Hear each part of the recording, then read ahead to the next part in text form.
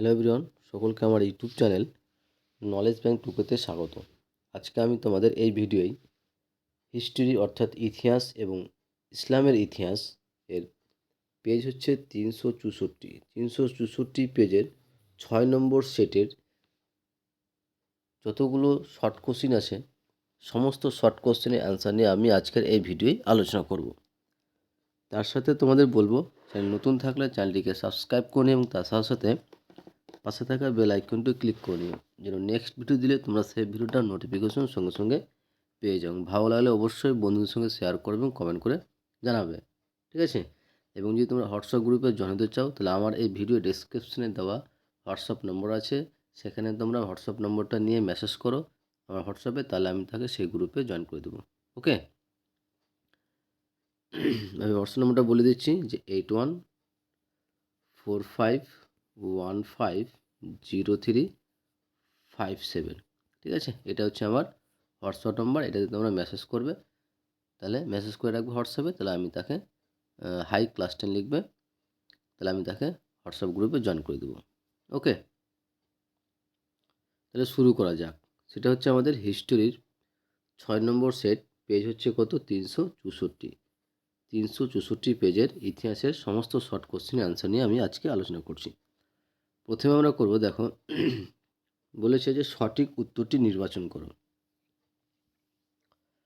প্রথমে বলেছে, এটা কিন্তু বিভাগ কয়ের কোশ্চেন, হ্যাঁ, এখানে লেখা নেই কিন্তু বিভাগ কয়ের কোশ্চেন। সঠিক উত্তরটি নির্বাচন করে লেখো। প্রথম কোশ্চেন বলেছে, জীবনের ঝরাপাতা গ্রন্থটি রচনা করেন কে?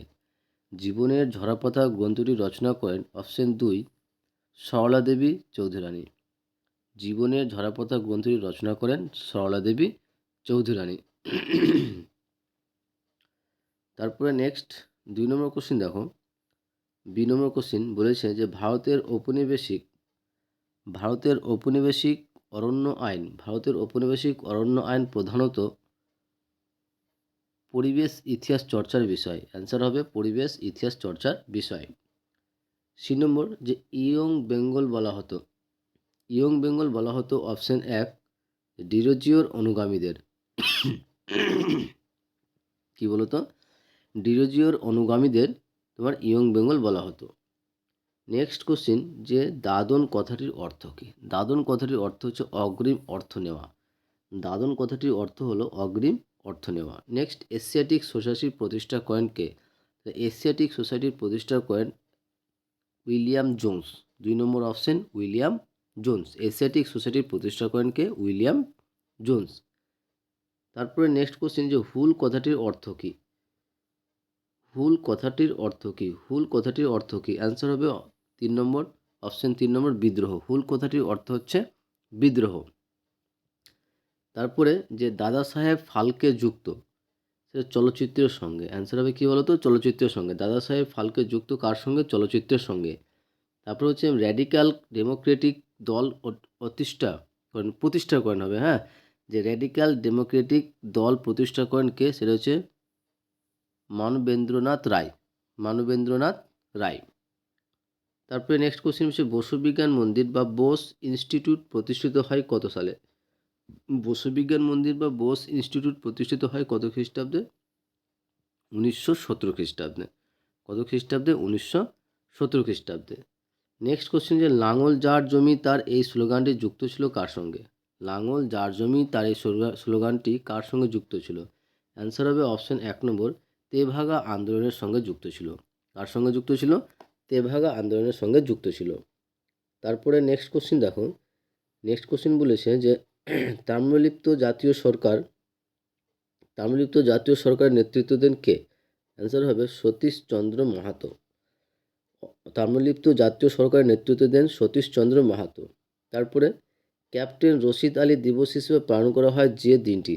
ক্যাপ্টেন রশিদ আলী দিবস হিসেবে পালন করা হয় যে দিনটি, সেটা হচ্ছে 1946 সালের 12ই ফেব্রুয়ারি। 1946 সালের 12ই ফেব্রুয়ারি। তারপরে হচ্ছে নেহেরু লিয়াকত চুক্তি বা দিল্লি চুক্তি স্বাক্ষরিত হয় কত সালে? 1950 সালে। অ্যান্সার হবে কি বলতো? 1950 সালে। এইগুলো আমাদের এমসিকিউ বিভাগ কয়ের এমসিকিউ কোশ্চেনের অ্যান্সার। এবার আমরা আসবো বিভাগ ক্ষয়ে। বিভাগ ক্ষয়ে অ্যান্সারগুলো করার আগে তোমাদের বলবো, চ্যানেল নতুন থাকলে চ্যানেলটিকে সাবস্ক্রাইব করে এবং তার সাথে সাথে পাশে থাকা বেল আইকনটি ক্লিক করে নিও, যেন পরের ভিডিও দিলে তোমরা সেই ভিডিওটার নোটিফিকেশন সঙ্গে সঙ্গে পেয়ে যাও। ভালো লাগলে অবশ্যই বন্ধুর সঙ্গে শেয়ার করবে এবং কমেন্ট করে জানাবে। তো বিভাগ ক্ষয়ের প্রথমে হচ্ছে একটি সম্পূর্ণ বাক্যে উত্তর দাও। প্রথম কোশ্চিন বলেছে দেখো যে নিম্নবর্গের ইতিহাস চর্চায় কোন শ্রেণীকে প্রাধান্য দেওয়া হতো? নিম্নবর্গের ইতিহাস চর্চায় কোন শ্রেণীকে বেশি প্রাধান্য দেওয়া হতো? সেটা হচ্ছে সাধারণ মানুষ, কৃষক, শ্রমিক ও সমাজের অবহেলিত মানুষরা শ্রেণীকে কাদেরকে প্রাধান্য দেওয়া হতো সেটা হচ্ছে সাধারণ মানুষ, খেটে খাওয়া লোক, কৃষক, শ্রমিক এবং সমাজের যারা অবহেলিত সে সমস্ত শ্রেণীকে নিম্নবর্গের ইতিহাস চর্চায় বেশি প্রাধান্য দেওয়া হতো। আশা করছি বুঝতে পারলে। তারপরে কোশ্চেন বলছে কোন গভর্নর জেনারেল আমলে সতীদাহ নিবারণ আইন পাস হয়? অ্যান্সার হবে লর্ড উইলিয়াম বেন্টিং। কার আমলে? লর্ড উইলিয়াম বেন্টিংয়ের আমলে সতীদাহ নিবারণ আইন পাস করা হয়। নেক্সট, তিতুমির কোথায় বাঁশের কেল্লা নির্মাণ করেন? নারকেলবেড়িয়া গ্রামে। তিতুমির কোথায় বাঁশের কেল্লা নির্মাণ করেন? সেটা হচ্ছে নারকেলবেড়িয়ার গ্রামে।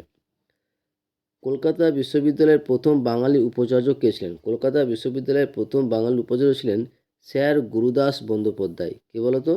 স্যার গুরুদাস বন্দ্যোপাধ্যায়। এবার আসছি আমরা সত্য মিথ্যা নিয়ে।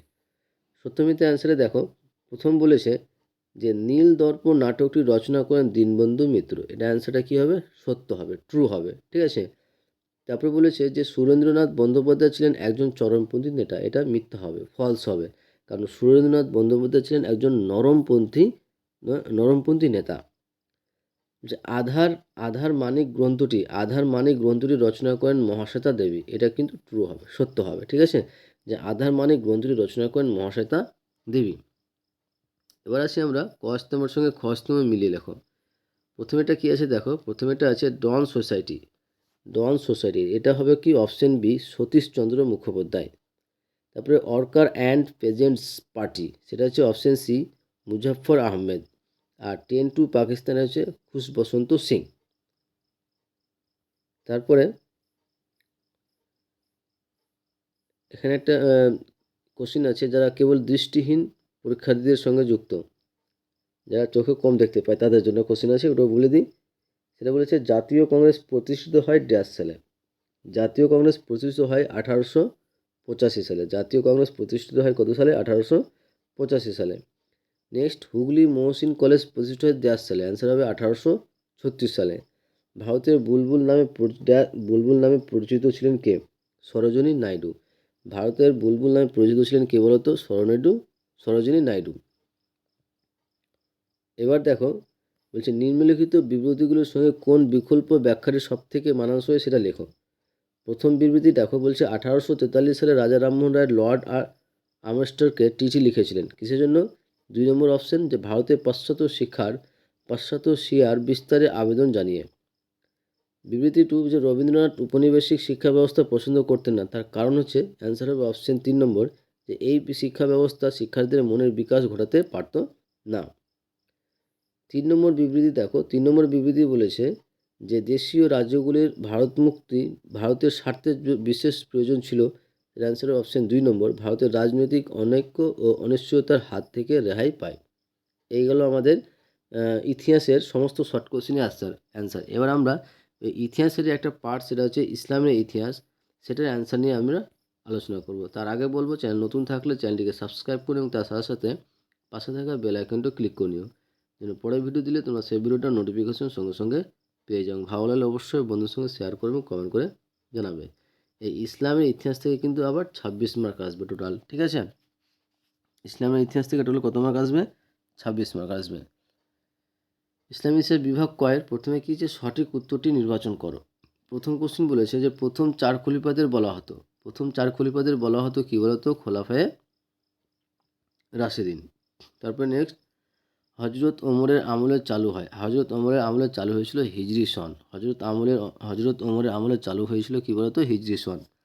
তারপরে কারবালা যুদ্ধ সংঘটিত হয় মুহররম মাসে। কোন মাসে? মুহররম মাসে। তারপরে নেক্সট, আব্বাসীয় খেলাফতের অবসান হয় কত খ্রিস্টাব্দে? 1258 খ্রিস্টাব্দে। আব্বাসীয় খেলাফতের অবসান হয় 1258 খ্রিস্টাব্দে। তারপরে বলছে মুসলিম বিজয়ের সময়কালে স্পেনের রাজধানী ছিল। মুসলিম বিজয়ের সময়কালে মুসলিম বিজয়ের সময়কালে স্পেনের রাজধানী ছিল কোথায়? মাদ্রিদ। মুসলিম বিজয়ের সময়কালে স্পেনের রাজধানী ছিল মাদ্রিদ। ওকে, এই গেল শর্ট কোশ্চেন। এবার আমরা বিভাগ ক্ষয়ে আসি। বিভাগ ক্ষয়ে দেখো, বিভাগ ক্ষয়ে কী আছে, একটি সম্পূর্ণ বাক্যে উত্তর দাও। প্রথম কোশ্চেন আছে যে বাব উল আলম নামে কে পরিচিত ছিলেন? অ্যান্সার হবে হজরত আলী রাদিয়াল্লাহু তাআলা আনহু। বাব উল আলম কে পরিচিত নামে কে পরিচিত ছিলেন? হজরত আলী রাদিয়াল্লাহু তাআলা আনহু। নেক্সট কোশ্চেন যে হজরত ওমরের আমলে পারস্য সম্রাট কে ছিলেন? হজরত ওমরের আমলে পারস্য সম্রাট ছিলেন ইয়াজদাগিরদ। তারপরে প্রদেশের প্রধানকে কী নামে ডাকা হতো? ওয়ালি বা আমির বলে ডাকা হতো। শিয়া নামে কারা পরিচিত ছিলেন? যারা হজরত আলী রাদিয়াল্লাহু তাআলার অনুগামী বা সমর্থক ছিলেন। যারা হজরত আলী রাদিয়াল্লাহু তাআলা আনহুর অনুগামী ছিল বা সমর্থক ছিল তাদেরকে শিয়া নামে ডাকা হতো। তারপরে ক স্তম্ভের সঙ্গে খ স্তম্ভ কি?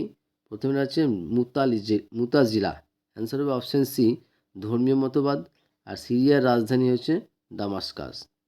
এবার আসছি আমরা সত্য মিথ্যা এবং এই ক্লাসের লাস্ট কোশ্চিন। আর লাস্ট কোশ্চিনটা বলার আগে তোমাদের বলবো, চ্যানেল নতুন থাকলে চ্যানেলটিকে সাবস্ক্রাইব করে এবং তার সাথে সাথে পাশে থাকা বেল আইকনটি ক্লিক করে নিও, যেন পরের ভিডিও দিলে তোমরা সেই ভিডিওটার নোটিফিকেশন সঙ্গে সঙ্গে পেয়ে যাও। ওকে, তো সত্য মিথ্যার প্রথম কোশ্চিন বলেছে উমাইয়া বংশের সূচনা করেন আমির মুয়াবিয়া। উমাইয়া বংশের সূচনা করেন আমির মুয়াবিয়া, এটা অ্যান্সার কী হবে? ট্রু হবে। আর লাস্ট কোশ্চিন যে বাগদাদ নগরীটির অস্তিত্ব ছিল সিন্ধু নদের তীরে, এটা কিন্তু ফলস, মিথ্যা হবে। এগুলো আমাদের 6 নম্বর সেটের পেজ 364 পেজের সমস্ত শর্ট কোশ্চেন, ইতিহাসের সমস্ত শর্ট কোশ্চেনের অ্যান্সার। ওকে, আশা করছি তোমাদের ভিডিও ভালো লেগেছে। ওকে, থ্যাংক ইউ ভিডিওটা দেখার জন্য।